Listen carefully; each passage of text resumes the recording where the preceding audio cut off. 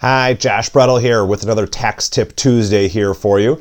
And this week we're going to go something a little different. We're going to talk about the IRS and what you can expect this year, and considering there's major changes, and we just finished the longest government shutdown in United States history. Now, over the weekend there were some news articles that came out about what the backlog the IRS has experienced, and apparently over the last week, the IRS staffers have told the United States Congress that it will take them at least a year to catch up from what they've missed over the 30 some odd days of the shutdown.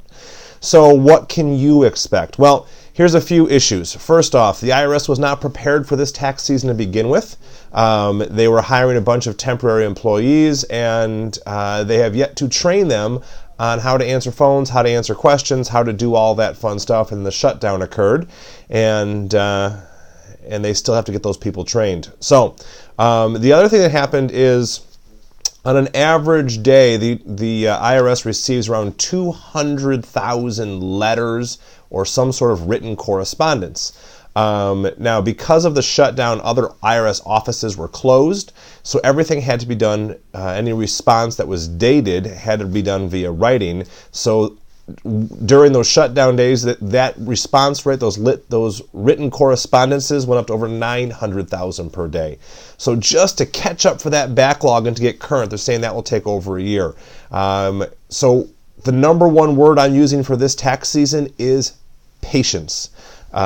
They have just released some forms today, supposedly, or this week supposedly is the start of tax filing season. Unless you have the most simplest of simple returns, I can tell you you're probably going to have to wait a little bit to get your return filed.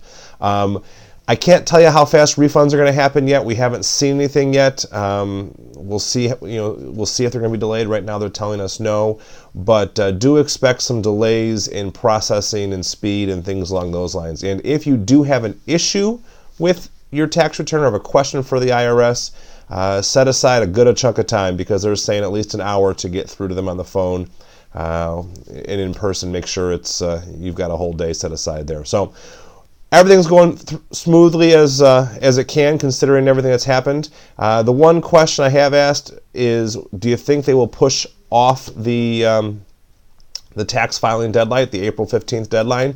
And the responses I've been getting is no, because their computer systems aren't set up to make that change.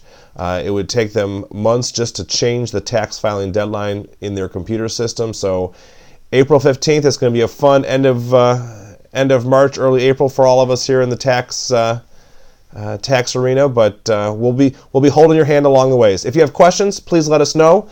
With that, I hope you have a wonderful Tuesday.